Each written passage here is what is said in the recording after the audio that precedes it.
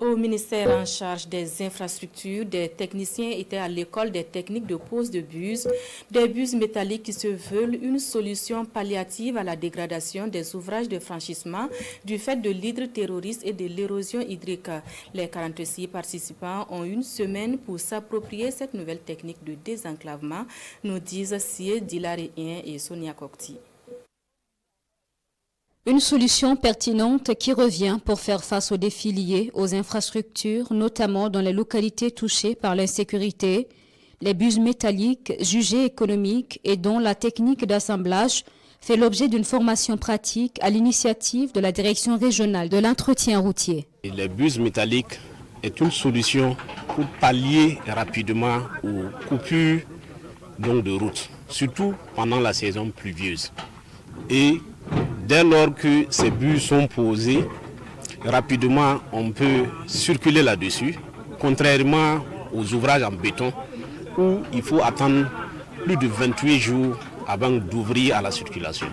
Cela va résoudre les questions qui s'imposent en urgence actuellement, compte tenu de la situation sécuritaire. On avait voulu tout faire en béton.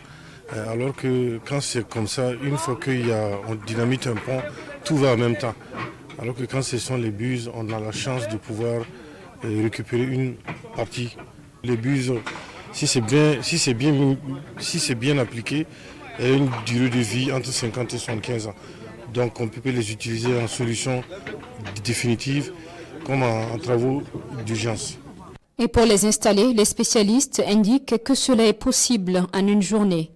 Le ministère en charge des infrastructures en a acquis 2 types dans le cadre de cette formation destinée à ses agents régionaux, 41 présents sur ce site. Il y a 2 types de bus métalliques que le ministère a acquis.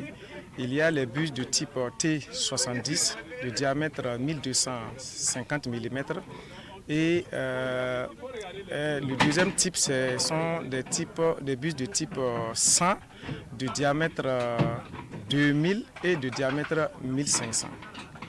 Alors, la technique d'assemblage ici, il faut reconnaître que c'est conformément aux prescriptions techniques parce que l'entreprise a fourni ces bus avec des prescriptions techniques. La technique des bus métalliques n'est en effet pas une nouveauté pour le Burkina. Elle était utilisée, puis abandonnée et revient en raison d'un état des lieux qui exige de trouver des facilités pour faire face aux coupures de route dans un contexte national particulier.